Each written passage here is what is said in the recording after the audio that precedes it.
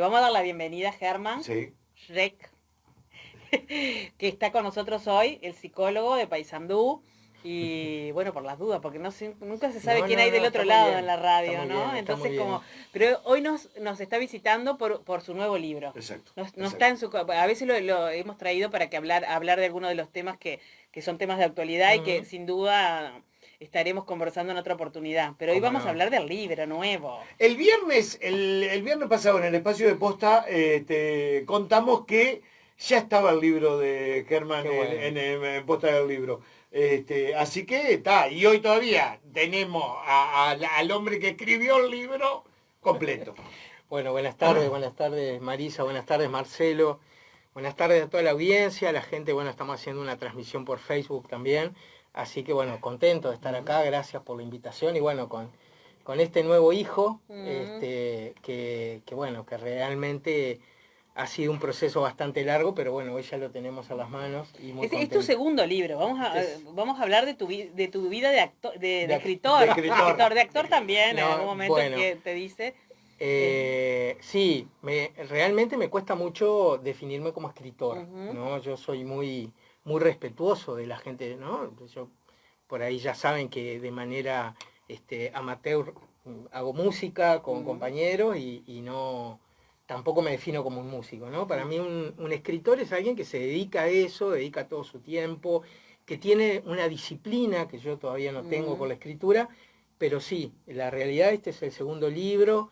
El primer libro, ¿se acuerdan? Fue El soltar Sí. las muletas, bueno, que también ha tenido otras ediciones. Y arrancando con que es un libro muy especial porque además fue escrito en pandemia este libro. Sí, y es un libro que se llama Codependencia, Coadicción y otras drogas duras. Crónicas de un amor confundido. Se me trabó la lengua. Sí. ¿De qué trata este libro? O cómo viene este libro en realidad, pero ¿de qué trata básicamente? Sí, este libro trata sobre las confusiones en las cuales caemos la mayoría de las personas en nuestros vínculos afectivos, de pareja, enfocado básicamente en lo que viene a ser el entorno de las personas que tienen problemas con las drogas, pero en definitiva, como también mi querida Patricia Vidal, una psicóloga muy conocida en Montevideo, que tuvo la deferencia de hacer el prólogo, ella se pregunta, ¿quién no se ha confundido en el ejercicio del amor en cualquiera de sus formas? Entonces, básicamente es algo que está dirigido a todos aquellos que somos padres, madres, hermanos, y que podemos o no tener una situación de consumo de drogas en nuestro entorno familiar, pero podemos llegar a identificar aquellas cosas que hacemos en la intención de ayudar, en la intención de poder aportar a la resolución del problema, pero que muchas veces el efecto es el contrario, porque nosotros también estamos metidos en esta situación. Sí, yo me acuerdo de haber hablado en algún momento contigo en tu libro pasado, refiriéndonos a tu libro pasado y refiriéndonos en las talleres que se hicieron el año pasado en el marco también de la Intendencia, que estuvieron muy buenos y que me los reclaman, así que en algún momento vamos a tener que volver a retomar o volver a pensar qué es lo que hacemos, porque la necesidad está ahí planteada.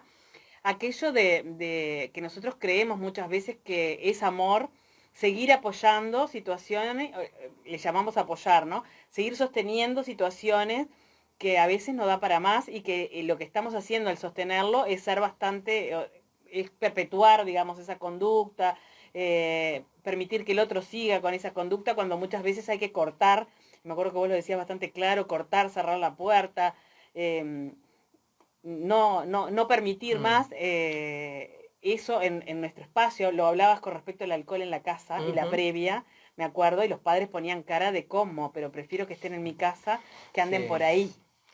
Sí, trabajar el entorno, trabajar los referentes afectivos y familiares es clave en cualquier proceso de acompañamiento a alguien que quiera cambiar su vínculo con las drogas. Y me pasa que cada vez que digo esto, también me doy cuenta que va más allá de eso. O sea, más allá de que haya temas de drogas o no, el tener la claridad de que muchas de las cosas que hacemos, que creemos que es por amor, no es por amor. De ninguna manera me voy a sentar acá a definir lo que es el amor, porque la verdad que no tengo ni idea.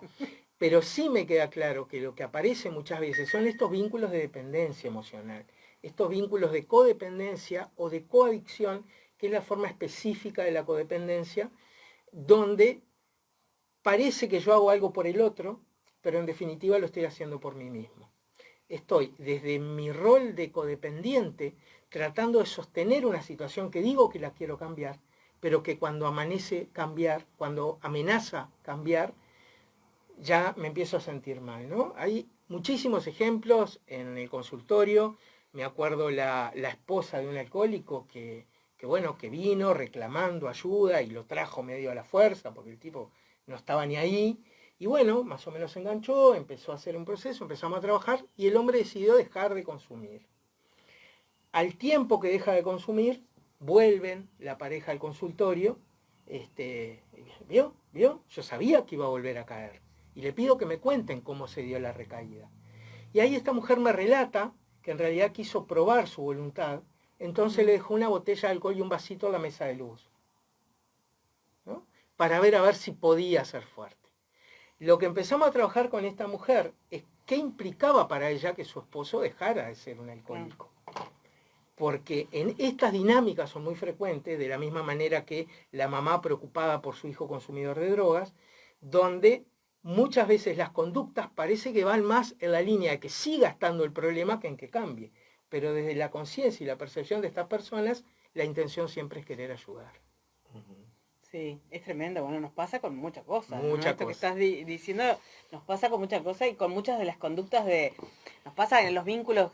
Tú hablabas que el libro va más allá solamente del Claro. tema de las drogas porque nos pasa con los vínculos amorosos cuando ponemos un límite y tenemos que sostener ese límite y a veces no lo sostenemos no solo por el otro, sino por no tomarnos el trabajo. El otro día justo conversaba con una amiga que estaba con algunas dificultades con su hija y me decía, el trabajo que me da sostener el límite prefiero Claro. Que no haya. que bueno, no, que haga lo que quiera. Entonces, Claro. bueno, que haga lo que quiera significa que eso está bastante distorsionado porque ese límite que yo dije que había ya no está. Pero en realidad a mí también me incomoda sostener el límite, obviamente. Exacto. O sea, me pone en una situación que capaz que no tengo ganas de estar. Germán, ¿y no sacás la clientela con este libro? ¿Cómo? ¿No te estás sacando clientela con este libro? No, si tiene hipermilla. Hasta ahora no me ha pasado. Hasta ahora no me ha pasado. Sí me pasa mucho que, y no es de ahora, ¿no? Cuando doy conferencias o cuando trabajo con familiares, sí pasa mucho que se enojan, ¿no? Y se enojan como nos enojamos todos cuando nos dicen cosas que no nos gusta escuchar.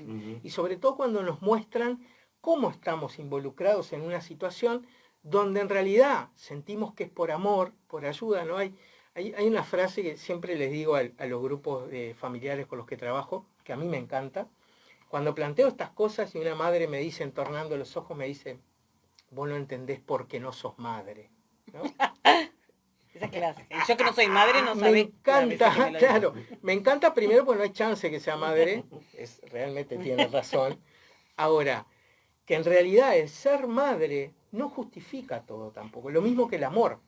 Como escribo en el libro, por amor se han declarado guerras, se han hecho un montón de desastres, cuando en realidad no es el amor.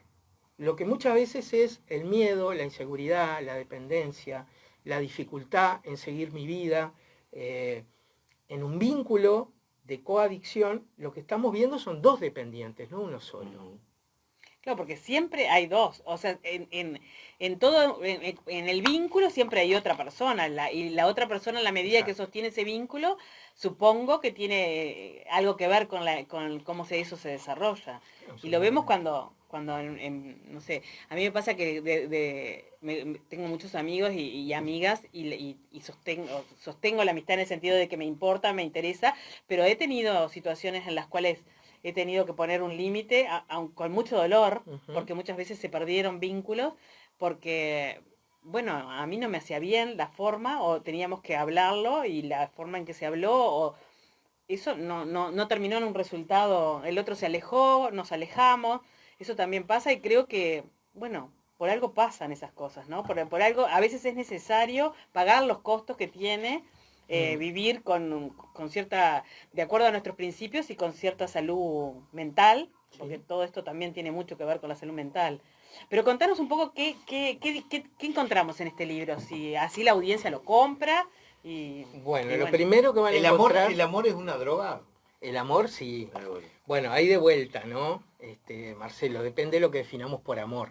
Yo creo que el amor en el sentido genérico sí se puede transformar en un vínculo de adicción. Es más, hay grupos de autoayuda, yo en Montevideo conocí gente que asiste a esos grupos, para principalmente mujeres, porque los hombres somos como Pinocho, no tenemos corazón, ¿no? Aunque en realidad hay hombres Sí. altamente dependientes emocionales, pero hay grupos de autoayuda tipo Alcohólicos Anónimos que se llaman grupos de mujeres que aman demasiado. Ah, de aquel Basado libro, en el libro, de hace muchísimos ahí años. va, ¿no? Donde trabajan con las mismas lógicas de un alcohólico, de un adicto a otras drogas.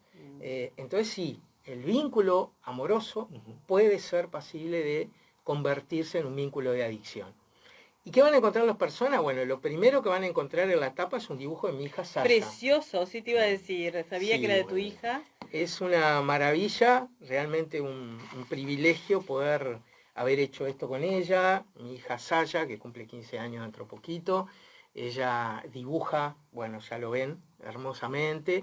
Y fue muy lindo el proceso de enviarle las ideas de los capítulos y ver cómo ella iba captando la esencia, enviándome algunos bosquejos y bueno, y trabajando juntos esto, que realmente fue maravilloso. Después van a encontrar lo que en este libro planteamos confusiones, ¿no? Las confusiones del amor, que vamos a, en este libro son 7 confusiones, me gustó el número además Sí. Bíblico, 7 confusiones, si querés las leemos rapidito, dale. ¿no? Esta idea de que familias eran las de antes, ¿no? Esta permanente nostalgia, a creer que lo de antes era mejor, ¿no? La segunda confusión, primero está la familia. Esto a mí me gusta mucho porque realmente primero está la familia, ¿no? Es como algo que me permito preguntar, porque a la hora de tomar decisiones es importante saber cuál es la prioridad, ¿no?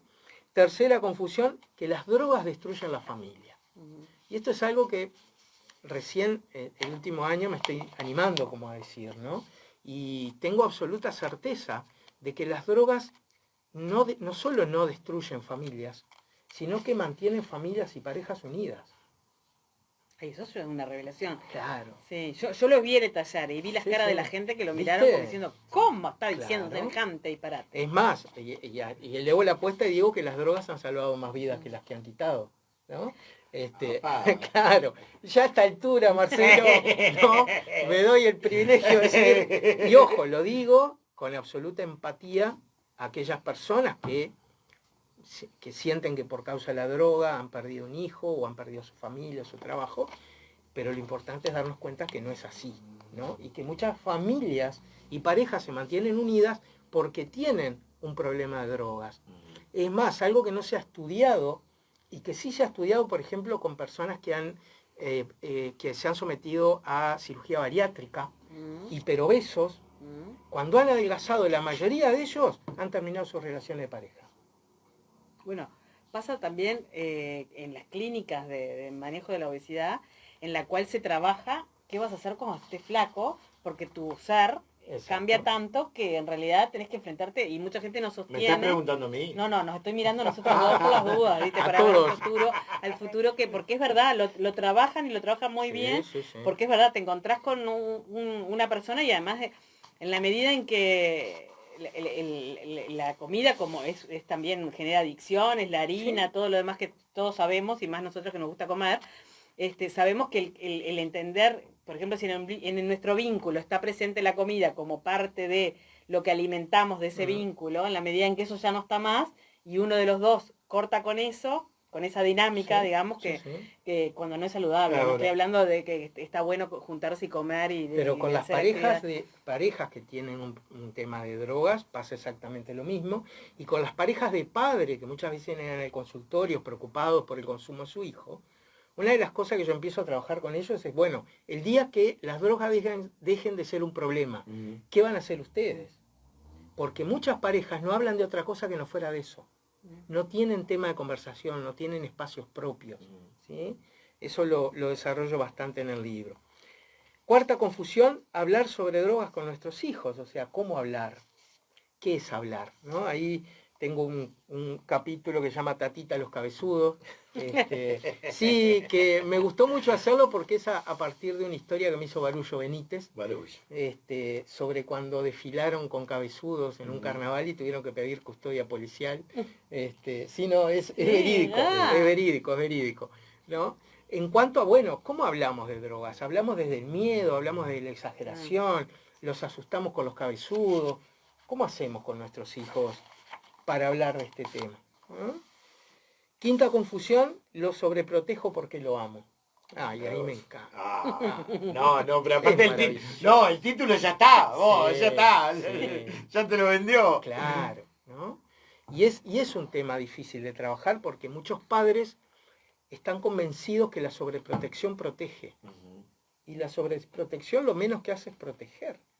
Y muchas veces responde a un vínculo de coadicción, más una necesidad mía de volcar y vivir mi vida en función del otro, que en hacerle bien al otro. Y esto, por supuesto, siempre a nivel consciente, porque todos los padres nos mandamos todas las macanas convenciendo que es por amor, convencido que es por amor y por lo mejor.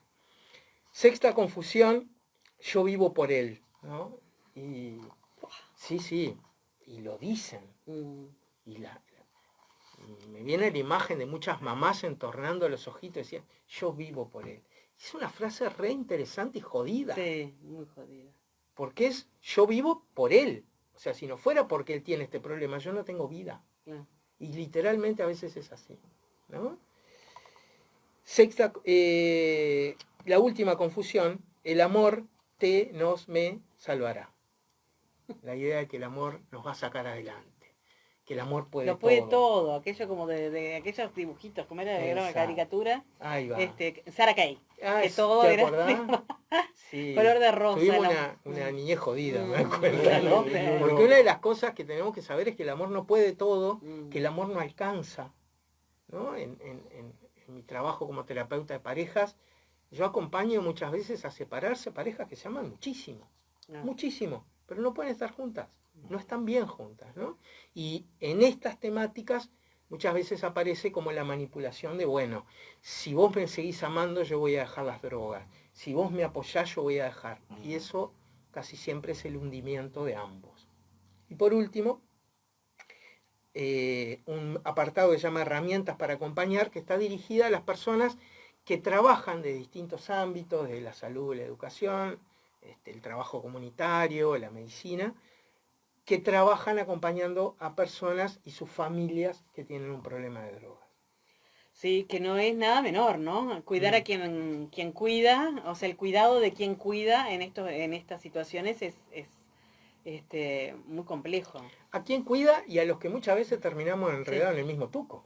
Sí. Porque como en los cursos de formación que doy siempre aclaro, ninguno de nosotros se dedica a esto por casualidad. Los que trabajamos en esto somos carne de cañón para la codependencia. Porque seguro venimos de heridas emocionales, situaciones de dificultad, y bueno, hemos canalizado a través del trabajo en esto, pero tenemos todos los boletos para tener vínculos de coadicción y codependencia con los pacientes y las personas que trabajamos. Mira qué interesante también esto. Pero que se vende solo el libro, vos. Pero escúchame, después de estas 7, más todavía ¿cómo es que se dice? El stock de herramientas que te da al final, digo, se vende solo. Sí, yo creo que, no, me parece que súper importante. Sobre todo, ¿sabés qué? No, pará porque estoy estoy hablando yo. Escuchá, ¿sabés por qué? Aparte, ya no me deja hablar. no, porque después me olvido. Escuchá, ¿sabés por qué? Porque aparte es algo tan actual, ¿me entendés? Es tan de hoy que te lleva a leerlo.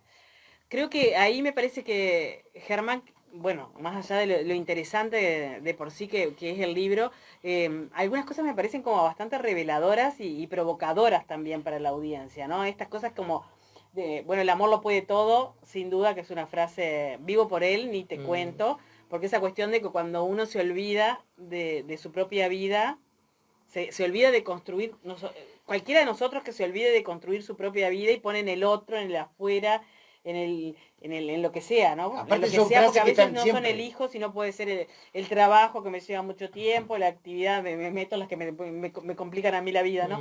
Que a veces... Es que es eso, Marisa. A veces no es un tema de Tomate un olvido. mate, así no hablas mucho. Escuchá, pero aparte son frases que están a la vuelta de la esquina en cualquier momento. Claro, mucho de lo que hay en este libro tiene que ver con mi experiencia de consultorio, el trabajo en el servicio de Comepa, que ya voy como para 13, 14 años que trabajo ahí, y bueno, y cosas que escucho también en la calle, en la vida, en las redes, también incluyo alguna cosa de esa.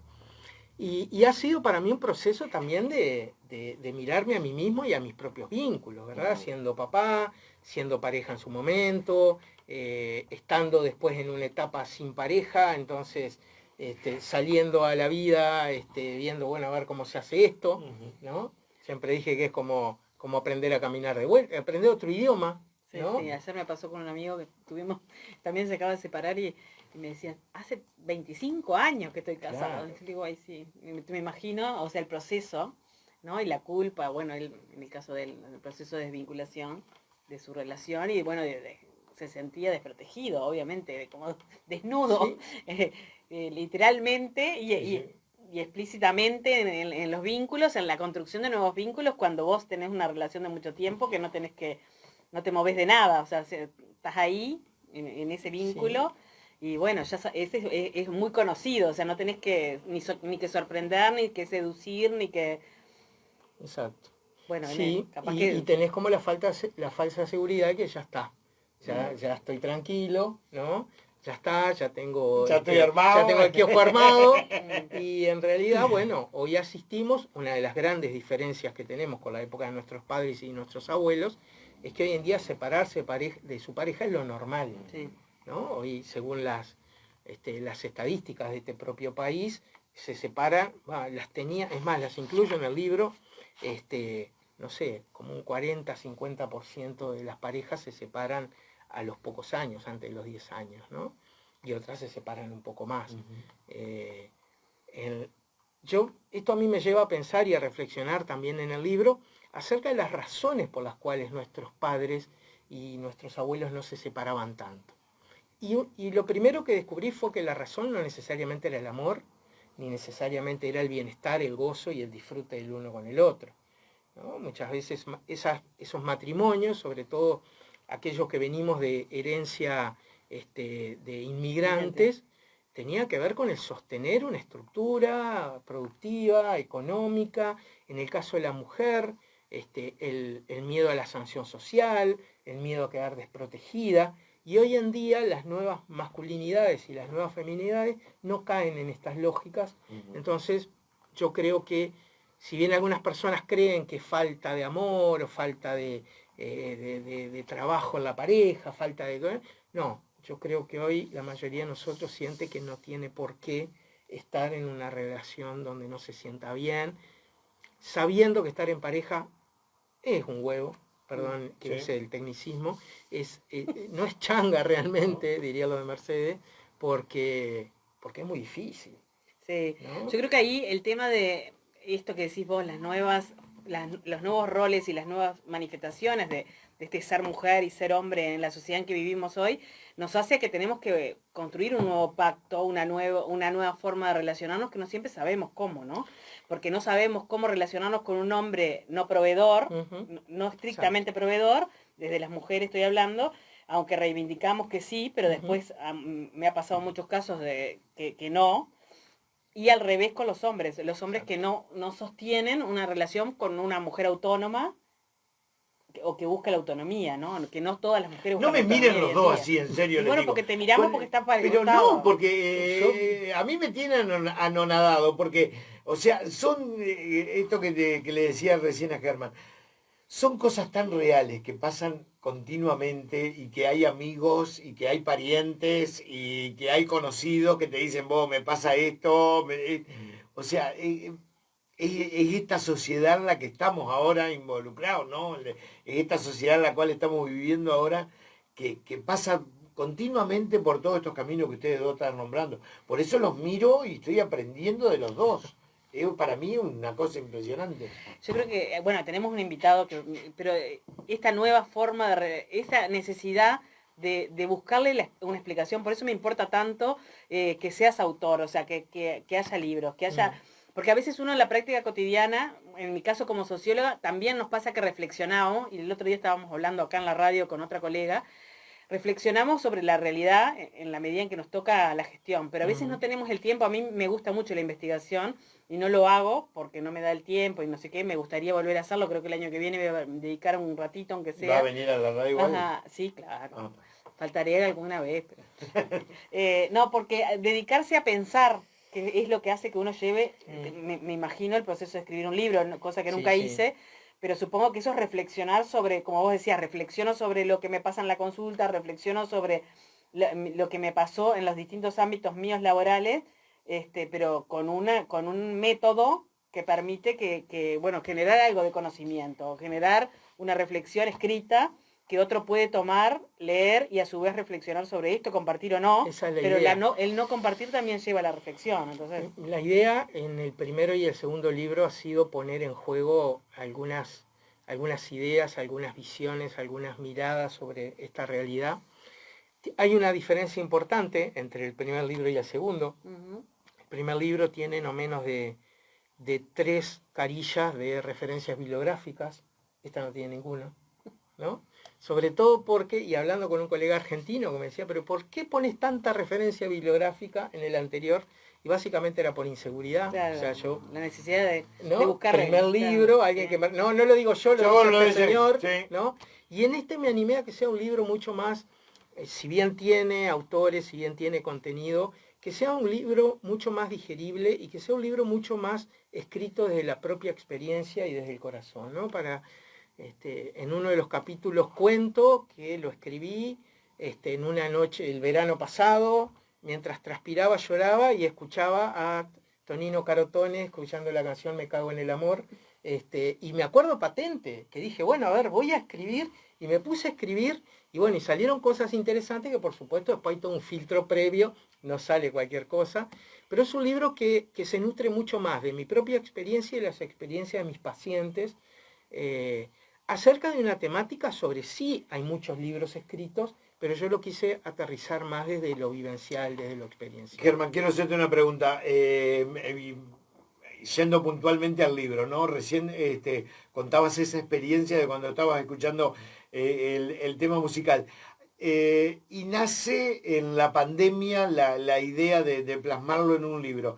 A medida que ibas tratando gente por ahí, decía, esto lo separo, esto tiene que formar parte del libro, o cuando ibas en la calle y veías tal situación, decía, esto lo voy separando, va a formar parte del libro. Absolutamente, absolutamente, Marcelo. En el libro, como en el primero también, en este segundo, hay mucho, bueno, le llaman viñetas, ¿no? Que son como historias de pacientes, son todas historias reales, donde por supuesto le he cambiado nombre, circunstancia, pero todas cosas que le han pasado a pacientes, personas que conozco, y cosas que me han pasado a mí, que convenientemente las he disfrazado como que le pasaron a otro, ¿no?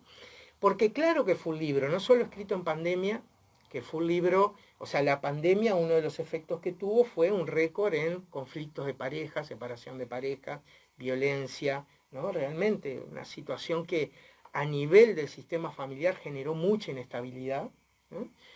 Y además se dio la circunstancia que la pandemia empezó en marzo del 2020 y yo me separé en octubre del 2019. O sea, también soy un visionario, me separo unos meses antes, cae la pandemia. Seguro, ¿no? encerrado, solo, separado. Sí, Marcelo, sí. Seguro. Y si no es un contexto interesante para escribir un libro sobre Seguro, amor, no. ¿cuál es, no? Así todo siento que es un libro muy esperanzador, muy optimista. Hay futuro, hay futuro. Hay futuro. Y sobre todo porque además hice toda una formación durante la pandemia con una terapeuta española, precisamente enfocando estos temas, ¿no? De la dependencia emocional, las heridas emocionales, y queriendo además traerlo al campo de tantos pacientes y tantas familias que veo por una situación de drogas, y bueno, creo que puede ser un aporte. Y ahí quiero volver a las drogas porque yo desde que volví a Paysandú, hay una cosa que siempre me llamó la atención. Porque no sé si será que mi estadística se reduce en este caso, y ahí me viene el profesional, no me estoy basando en la anécdota de la gente que conozco en la vuelta, ¿no? Y es el alto consumo de, por ejemplo, en el caso de las mujeres más aún, de pastillas para dormir, de ese tipo, o para no estar nerviosa, o para recetadas por un especialista, pero a mi entender, no muchas veces sostenido por un proceso terapéutico, por ejemplo, con un psicólogo, sí con un psiquiatra para que le dé el medicamento, digamos, pero tapando una emoción con el medicamento, y me pasó a mí en situaciones de duelo personales, que la reacción de todo el mundo era que tomara algo, no que estuviera triste llorando por los rincones, Claro. o sea, que tomara algo. Y era muy, no más que un vino, era que tomara también, porque también es una droga compleja el alcohol, ¿no? Pero estos productos, no sé si se puede nombrar medicamentos, pero los clásicos, clonapine, los psicofármacos más usados que deben ser, me parece que el consumo en Uruguay debe ser alto, por lo que yo veo, y en Paysandú especialmente, me parece que hay como cierta facilidad al uso de esas sustancias, que son sustancias, ¿no? Tercera droga más consumida en Uruguay, según la última encuesta de consumo, realmente con un porcentaje alarmante y ya desde hace unos años preocupando por el efecto que esto tiene en la vida, no solo de las personas que lo consumen, sino de todos, ¿verdad? Una de las cosas que podríamos pensar es qué pasa con muchos conductores que están bajo el efecto de psicofármacos, ¿no? Donde, entre otras cosas, hay una depresión muchas veces del sistema nervioso central en base a ansiolítico o algún hipnótico, y que hace que muchas personas, y esto desde hace varios años atrás, recurran a los psicofármacos desde la idea de que eso les va a solucionar los problemas. Lo primero que hay que saber es que los psicofármacos funcionan. O sea, ¿no? Cumplen su función. Igual que cualquier droga. Si el mate que estás tomando no te permitiera sentirte mejor, más, ¿no? Yo por lo menos tomo mate para despertarme, bueno, no lo tomarías. Bueno, los psicofármacos es lo mismo. Ahora, sí es cierto que como toda sustancia adictiva, es una sustancia que no solo no resuelve el problema de fondo, sino que además genera dependencia. Porque todas aquellas personas que consumen psicofármacos saben que empezaron con cuarta pastillita y al tiempo ya no dormía con esa cuarta pastillita y pasó a media y así va a seguir. Y los problemas de fondo, la situación de padecimiento sigue estando. Como psicólogo, por supuesto, puedo decir sí que desde mi percepción ha habido un aumento en la consulta de los psicólogos. Recuerdo cuando yo dije en mi casa que iba a estudiar psicología, me quedaron mirando como diciendo, vale, dedicate a otra cosa, si no, ¿qué hacen los psicólogos, no? En los años 90 no se sabía mucho lo que hacían. Te cuento lo que me pasó a mí cuando le dije a mi padre que iba a estudiar sociología. Claro. Que creo que se murió sin entender. Y lo único que entendió fue que podía trabajar de eso. Pero... No, lo mío fue peor, porque mi madre me decía, si querés dejar de estudiar, decilo. Quería a toda costa que dejara. Te juro, decilo, pero no te pongas esas cosas raras, ¿no? Entonces, en esa época la gente casi no iba al psicólogo. Y en mis primeros años de ejercicio era como ir al quilombo, ¿no? O sea, la gente entraba, o sea, ni siquiera, no había puesto una chapa, nunca puse una chapa en el Pusiste frente una de mi luz roja, consultorio. de hecho, viejo. Casi, ¿no? Porque además la gente entraba, y entraba como para que no lo vean, ¿no?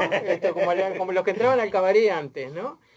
Con los años, la concurrencia psicóloga-terapia se ha masificado. Sí. Hoy en día hasta es un signo de estatus, la gente comenta a la fiesta que va a terapia, ¿no?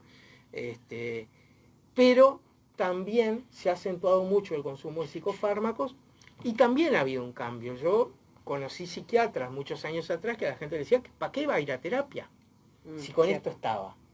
Hoy en día conozco psiquiatras, especialmente los más jóvenes, que tienen esta visión integral y saben que además de lo farmacológico es necesario un acompañamiento más psicoterapéutico, ¿no? No, y además imposible no atravesar las situaciones de dolor, que es lo que uno, enfrentarse al dolor es difícil, Que a nadie pero nos gusta. es necesario atravesar las situaciones de dolor sin tapar ese dolor, digamos, de alguna manera, ¿no? Sí, totalmente. Cosas de ahogo las penas en alcohol, de, ¿no? Viste que han nacido un borracho, que de esa canción de Matías Valdés, que yo a veces la utilizo como con mis sobrinos conversando, porque un amor que se dejó y él se volvió alcohólico, una canción muy, Sí, sí. muy significativa para trabajar en talleres, por lo que dice la letra, y es una canción muy de moda, que se baila ahora en el interior, yo qué sé, y refiere a esto, ¿no? A cómo busco alternativas para tapar ese dolor, y bueno, es como una consecuencia inevitable por haber dejado la pareja. Yo tengo Bueno, está por que... correr. No, sí, claro. Escuchá, y aparte... Pero vamos a hacer una cosa, ¿Qué? vamos a prometerle, Vamos- vamos a comprometer a Germán, yo voy a leer el libro Sí. y Yo vamos también lo a voy a leer, conversar te aviso. un poquito más sobre el libro, sobre alguna de las cosas que en el libro planteas con tiempo, un día que te quede bien, ¿Cómo sabemos que no? estás muy ¿Cómo no? ocupado, pero capaz que con tiempo podemos llegar Sí. a comprometerlo a que vengan unos 15, 20 días por acá. ¿Tanto va a demorar para leer el libro? Bueno, está, no sé, yo lo converso con él. No, yo, por supuesto, agradecerle a Germán haber venido y bueno, toda la suerte del mundo en este nuevo proyecto. Y sí, y a uno le queda ir hasta Posta ahí en Ituzaingó al 8:40 a buscar el libro y empezar a leerlo.